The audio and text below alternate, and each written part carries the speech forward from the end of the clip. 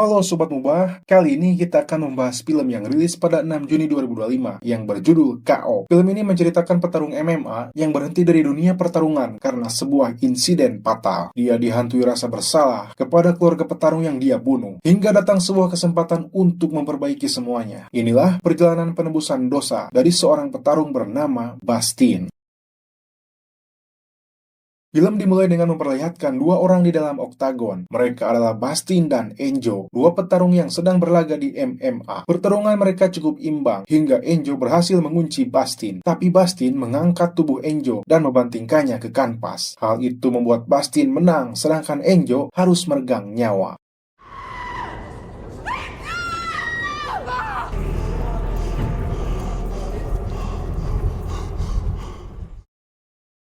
Bastin datang ke pemakaman Enjo, namun keluarga Enjo tidak menerima dia di sana, khususnya anak Enjo yang bernama Leo.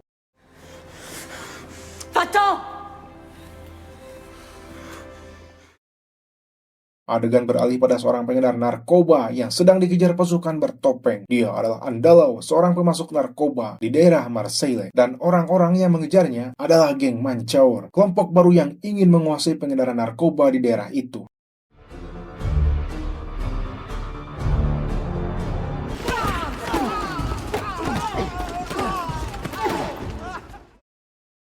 Pagi harinya, tim kepolisian datang ke tempat itu untuk melakukan penyelidikan. Kapten polisi wanita yang bernama Alayowi menemukan bekas darah yang mengarah ke basement. Setelah ditelusuri, mereka menemukan mayat anak buah Andalou. Berdasarkan pengalaman, Alayowi menyimpulkan bahwa ini ulah dari geng Mancour, mengingat mereka adalah saingan Andalou, sekaligus geng paling brutal di sana. Namun, rekannya tidak setuju dengan hal itu, karena tak ada bukti yang jelas dan hanya berlandaskan insting Alayowi. Vasseur a raison. Faites votre travail de flic. Trouvez des preuves, des témoins, des faits tangibles. Là, je pourrais être avec vous. Pada saat akan pulang, Alayowi tiba-tiba ditelepon oleh Leo. Leo meminta bantuan karena dia sedang dalam masalah. Leo akan menemui Alayowi dengan syarat harus sendiri. Mereka akhirnya bertemu di sebuah parkiran. Di sana, Leo menjelaskan bahwa dia melihat geng Mancour membunuh kelompok Andalou di gudang. Masalahnya, Leo ketahuan oleh mereka dan sekarang menjadi buronan geng Mancour. Tiba-tiba datang mobil polisi yang membuat Leo takut, lalu kabur dari sana. Alayowi berusaha mengejar, tapi Leo dibantu kabur oleh pacarnya.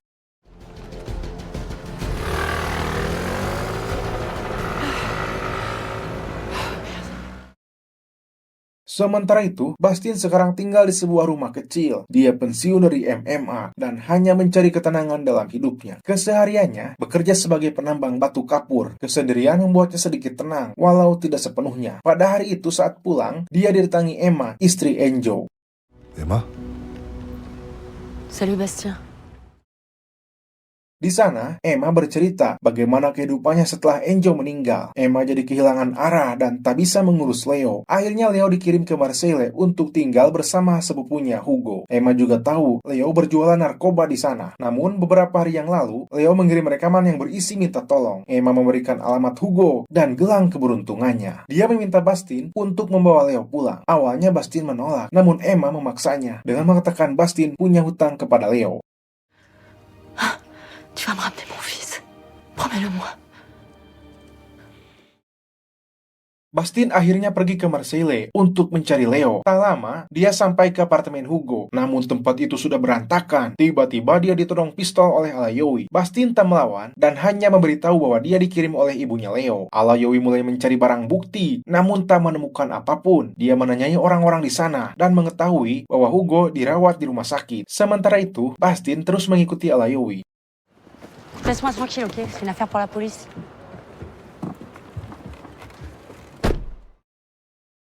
Alayowi datang ke rumah sakit, namun Bastin sudah menunggunya di sana. Alayowi melarangnya untuk terus ikut campur, karena ini tugas polisi. Bastin tak menyerah, dia terus meyakinkan Alayowi bahwa dia harus menemukan Leo dan membawanya pulang.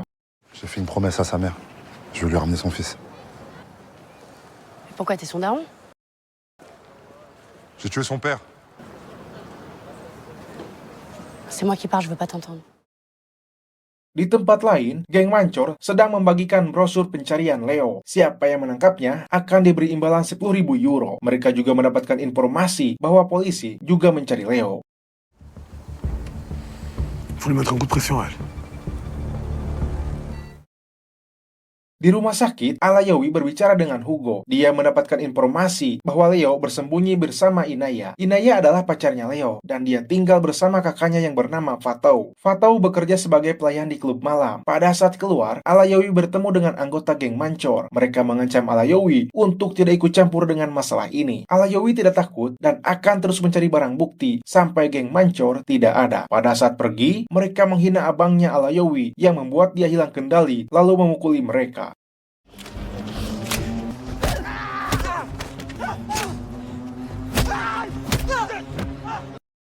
Tu vas les tuer. C'est bon, c'est bon, c'est bon. C'est la police. Karena hal itu, Alayowi diskor dari kepolisian. Namun pada saat keluar dari kantor polisi, dia kembali bertemu Bastin yang menanyainya tentang apa yang Hugo katakan. Setelah mendapat informasi, Bastin pergi, namun Alayowi ingin ikut walaupun dia diskor. Leur coup de pression tout à l'heure à l'hosto, je pense qu'ils ont peur que je le trouve avant eux. Donc il doit être quelque part vivant en train de se cacher. Dans ce cas, faut qu'on le trouve avant eux. Bastin dan Alayowi datang ke klub malam, tempat Fatou bekerja. Alayowi berusaha berbicara dengan Fatou, namun Fatou malah ketakutan, yang membuat penjaga di sana datang, lalu memukuli mereka. Karena kalah jumlah, Bastin dan Alayowi diusir keluar.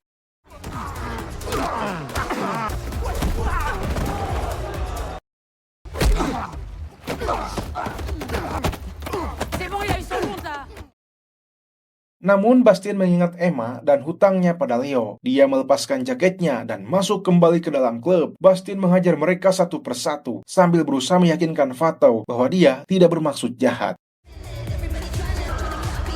Fatou! Para penjaga terus berdatangan dan memukul secara bergantian. Tapi Bastin, mantan petarung MMA yang sudah biasa dengan luka, bahkan ditusuk botol saja, seperti tidak ada pengaruhnya bagi dia.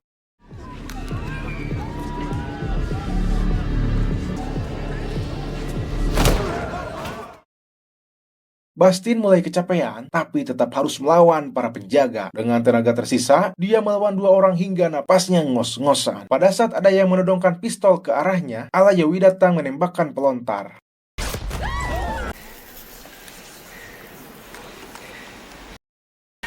T'inquiète pas. T'inquiète pas. Fais-moi confiance.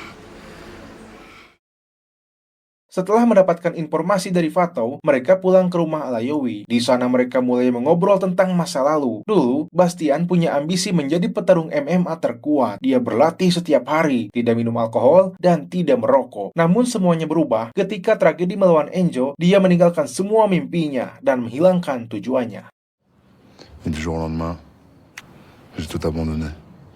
Plus de projet.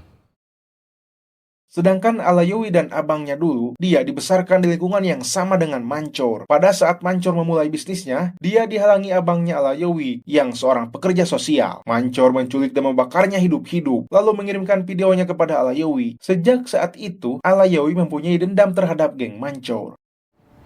Je les aurai, moi. Je le sais. Tiba-tiba Alayowi ingin mencium Bastin, namun Bastin langsung menghentikannya. Mungkin besok hari terakhir mereka, dia hanya ingin tenang dan bercinta. T'es pas ok?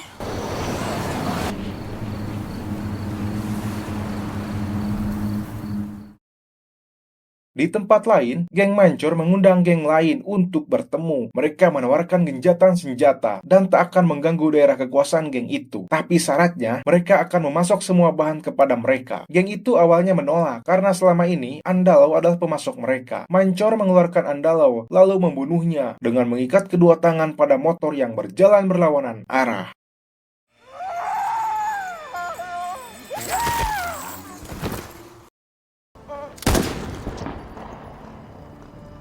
Alors, Mourad, on a fait cette paix? Di kantor polisi, pemilik klub melaporkan Alayowi dan Bastin karena telah membuat keributan di tempat mereka. Karena hal itu, dia memanggil Fatou untuk meminta penjelasan darinya. Polisi akhirnya mengetahui apa yang terjadi dan berencana datang ke apartemen juga. Les gars, toutes les équipes d'intervention disponibles. Vous partez immédiatement à Frévalon. Geng Mancor juga mendapatkan informasi apartemen itu dari seorang mata-mata. Untungnya, Alayawi dan Bastin sampai lebih dulu ke sana. Awalnya Leo tidak mau ikut mereka karena belum memaafkan Bastin. Namun, melihat pacarnya yang ketakutan, Leo akhirnya mau ikut. Belum sempat keluar, mereka sudah dikejutkan dengan kedatangan geng Mancor. Mereka mencari jalan pintas, namun ditemukan oleh dua anggota Mancor. Bastin menyuruh mereka pergi, sedangkan dia akan menghadang mereka.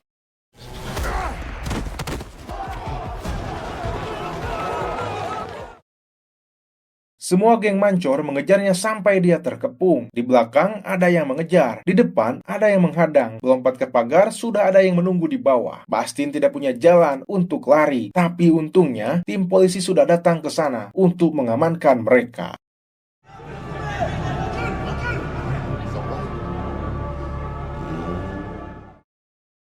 Polisi membawa mereka ke kantor, dan Alayawi menjelaskan apa yang sebenarnya terjadi. Di luar, Leo dan Bastin sedang berbicara tentang masalah mereka. Leo berterima kasih untuk pertolongannya, namun belum memaafkan Bastin. Bastin hanya menjelaskan bahwa itu hal wajar, karena dulu dia juga pernah ada di posisi Leo, kehilangan seorang ayah hingga melakukan hal-hal bodoh. Namun, jika Leo bisa bertemu orang yang tepat, maka dia bisa merubah amarah menjadi kekuatan. Sama seperti Bastin dulu, hingga para polisi memanggil Leo untuk melakukan kesaksian.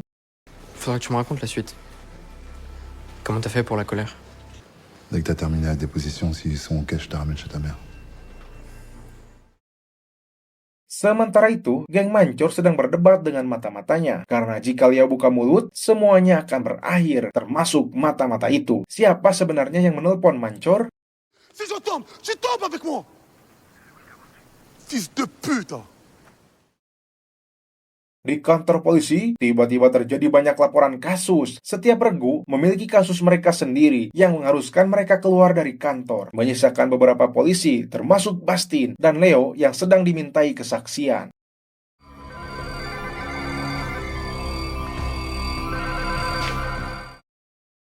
Di dalam ruangan interogasi, Leo menjelaskan kejadian yang terjadi di gudang. Dia tidak sengaja mendengar geng Andalau akan melakukan pertemuan. Dia penasaran, lalu mengikuti Andalau ke gudang itu. Namun tiba-tiba datang geng Mancor yang langsung menghabisi mereka. Semua ini terjadi karena ada pengkhianat di geng Andalau. Namun Leo tidak bisa melihat pengkhianat itu karena jarak yang jauh. Sialnya, saat itu Leo ketahuan oleh geng Mancor. Alayawi penasaran kenapa Leo lari pada saat dia bertemu polisi.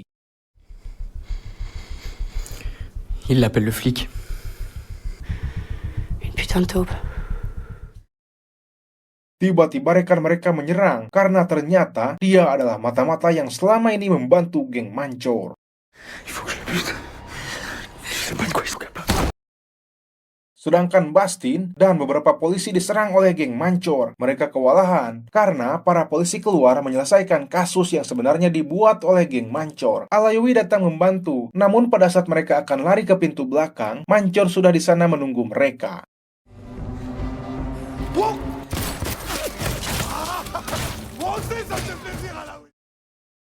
Mancor menggunakan tubuh anak buahnya untuk menghadang tembakan Alayawi, tapi mereka bisa masuk ke dalam ruangan lain. Saat Mancor berusaha mendobrak pintu, Alayawi, Bastin, dan Leo sudah keluar dari ruangan itu lewat jalan lain. Mereka mengendap-endap untuk kabur, namun ditemukan oleh anak buah Mancor.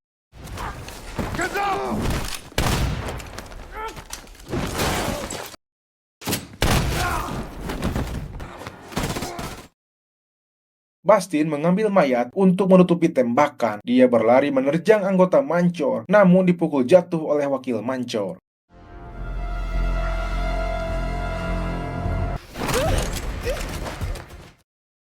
Pertarungan yang cukup sengit pun terjadi, di mana Mancor melawan Alayawi dengan dasar balas dendam, sedangkan Bastin bertarung melawan sang wakil untuk menyelamatkan Leo sebagai bentuk penebusan dosa. Mereka bertarung habis-habisan, namun kekuatan Mancor dan wakilnya ternyata lebih hebat dari dugaan. Baik Alayawi ataupun Bastin, dua-duanya sama-sama terpojok. Tapi Alayawi mengeluarkan tongkat polisi, lalu menusukkannya ke mata Mancor. Sedangkan Bastin mencabut kayu dan menancapkannya ke paha si wakil. Bastin mengamuk dan memukulinya sampai mati.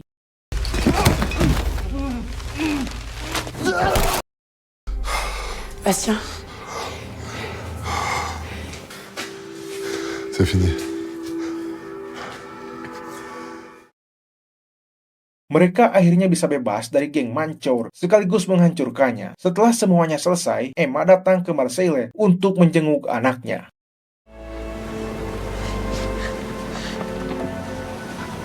Tu kiffes là? Bah, y a de quoi, non?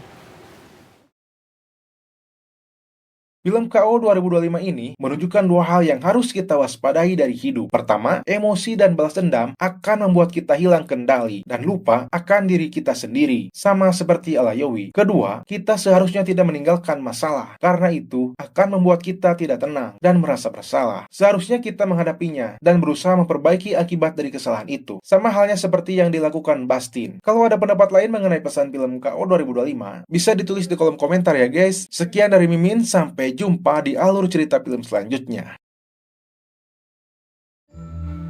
Mengubah waktu sinema di mana cerita bermula.